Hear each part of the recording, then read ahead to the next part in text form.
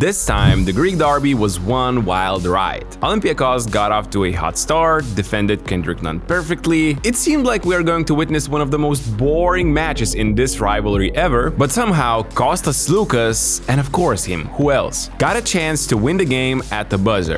Kostas Sloukas off! Olympiacos are celebrating a win! What allowed Olympiakos to build the lead and how they wasted it? Let's break down all the details from the Greek derby. Naturally, when you're playing against Panathinaikos, the first and the biggest question is how do you guard Kendrick Nunn? And with Thomas Walkup out for quite a while, Nigel Williams-Goss got this assignment from the start. Okay, so Olympiakos forced him to drive right, falls protecting the paint, so Nunn tries to take Goss hostage while Gabriel tries the Gortat screen inside. It actually is the perfect counter to drop defense, but Goss plays great defense here, forces Nunn to pass out, and Osman misses an early free. In the next clip, Pau starts with some movement prior to pick and roll. Stagger for Osman turns into a stagger for Nunn to receive. This creates almost an identical situation to the one we just saw. Goss is in behind, falls in drop, Gabriel tries to block him, but the Reds' point guard is all over Nunn, who loses the basketball, but Osman bails him out with a late triple. As you can see, Nigel Williams-Goss was perfect on defense early, and Bartzokas' plans seem to be working quite well. Zoom action here for Nunn to receive the ball, and here Ataman wants to try Vezenkov's defense now. It's a hedge from Sasha not once but twice,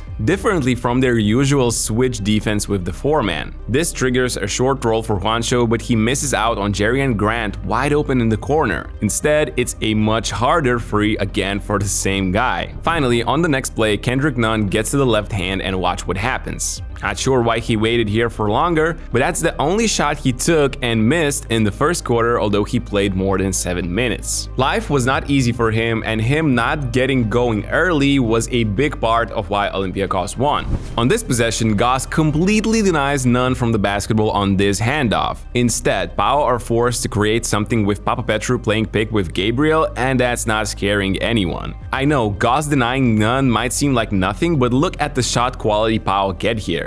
On the other end, Bartzokas' squad got great looks by simply playing great defense and Panathinaikos taking wild shots. They limited Panathinaikos to just 9 points in the first quarter and held them scoreless for like 6 minutes straight. Here, in semi-transition, Grant stops and decides to wait for his teammates, but then randomly attacks Fournier off the screen. However, let's not forget there is a certain shot blocker in the paint. Grant stays on the floor, 5v4 chance for Olympiakos, no fouls before bonus 2, and you can be sure the Reds will find the open man. In the next clip, Juancho sprints with the ball, gets it to Osman, who again, quite randomly tries to attack Papanikolaou. The veteran stands his ground and forces another tough shot. Identically, it's another advantage situation, no fouls before bonus as it's not Ataman's style, and of course, it's Vezenkov cutting at the right time. I'm not sure how Ataman's game plan looked like, but with Nunn facing very solid defense, it seemed like the other Panathinaikos players were playing a lot of random stuff.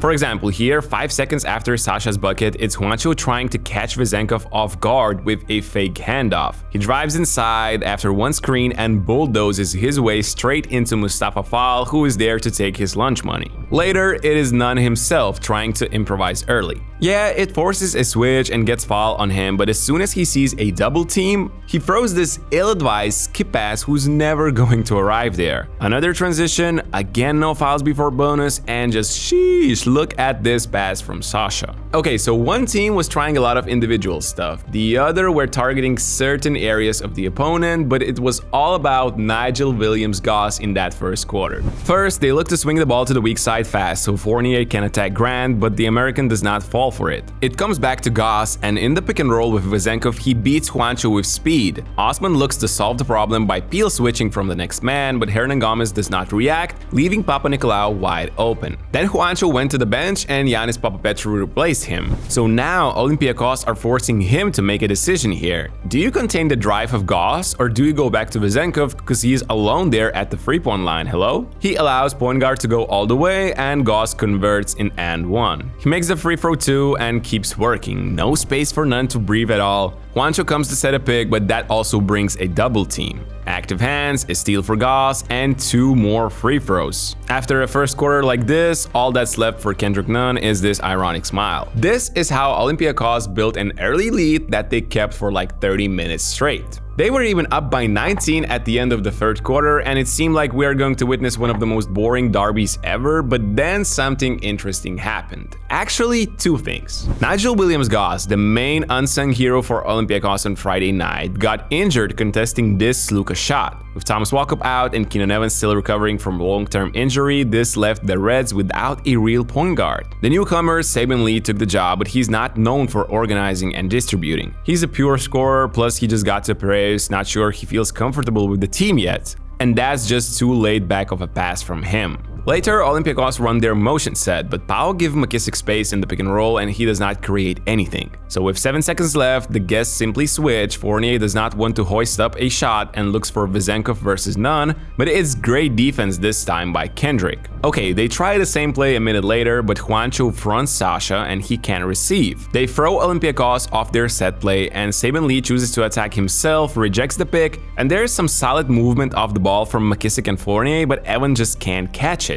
Olympiacos turned the ball 11 times in the second half while committing only 6 in the first 20 minutes when Nigel Williams-Goss was available. Oh, and that was not the end of the lost balls, by the way, too. Lorenzo Brown pressures Saben Lee full court, and Lee's inexperience playing the point guard shows. You just don't catch the ball in this position, like never. Mitoglou denies foul, Nunn denies Fournier, and it's a rare 5-second call against the Reds. And as if all those mistakes were not enough, now Bartzokas puts Wildoza on the ball, but as he drives in and gets advantage, he decides to throw this bullet pass to Fall instead of a lob or a kick out to McKissick, another turnover. Okay, so the second X factor in this game was Dinos Mitoglou. With Matthias Lesor, Omer Yurtseven out with injuries, Ergin Ataman decided to put him at the 5, and that changed the game. It simply unlocked Pau's offense. First, he boxes Milutinov out, and then with a little help from Papapetru, he outruns him to the other side for the easiest 2 of the night. Olympiacos go back and again look to rely on one action that's been working all night. 2-man game with Sasha Vezenkov. He seems to be free again, but Sloukas comes in from the weak side at the perfect time, surprising Vezenkov and giving Nunn one of his 3 mailed field goals that night. Later, we see some zipper top pick and roll action from the Greens. Vezenkov should protect the paint already because Milutinov is up high, but Sloukas and Papapetru exchange, forcing him to arrive late, and it's another easy 2 for Mitoglou. Now Panathinaikos are picking up some speed and rhythm. A double drag into Spain here, and again, Fall is up at the 3-point line, so the weak side, hey Saben Lee, has to be in the paint. But Sloukas is the best at making this read, and this skip pass is wonderful, and Lorenzo Brown hits the 3. Next possession down, they run the same thing, but instead of flowing to Spain, Mitoglou suddenly pops, creating this surprise effect. Fall is low, nobody's helping, and Pau are back in this game. And now, the ending was one of the most chaotic I have ever seen. Everything could have ended right here. Saben Lee steals the ball with Olympiacos up 7 with only 70 seconds left. There's only Brown left to beat, but he steals the ball, and of course, karma hits back and Kendrick Nunn scores a 3 on the other end immediately. The Reds have another chance to close out the game here, but again, the lack of good decision makers, not scorers, show here. Wildoza is wide open, but Mitoglou does an amazing job protecting the rim. He first stunts at the Argentinian only to come back to Fall, stealing this pass. On the other side, Nunn crazily attacks 1-on-5, misses, but Mitoglou, the only other power player in the picture, somehow grabs this board and cuts it down to 2 points. Olympiacos have another chance to close out this game. And I have a question, why the hell the ball is not in Fournier's hands already? He even points to Saben Lee to pass it to Vezenkov so they can play the 2-man game, but the ball does not arrive there. And even though Saben creates not a bad look for Milutinov, I still would have preferred Fournier and Sasha to work their magic. All of a sudden, Sloukas has 5 seconds to burn his former team, but misses badly. This wild game ends, and with this win, the Reds sweep their matchup against Pau and get even closer to winning the regular season. Their schedule is easy, but their main concern, however, is now injuries. When they'll get back their point guards. Anyway, this is how the Greek derby went. If you enjoyed this video, don't forget to press like, subscribe to the channel, and I'll see you in the next one.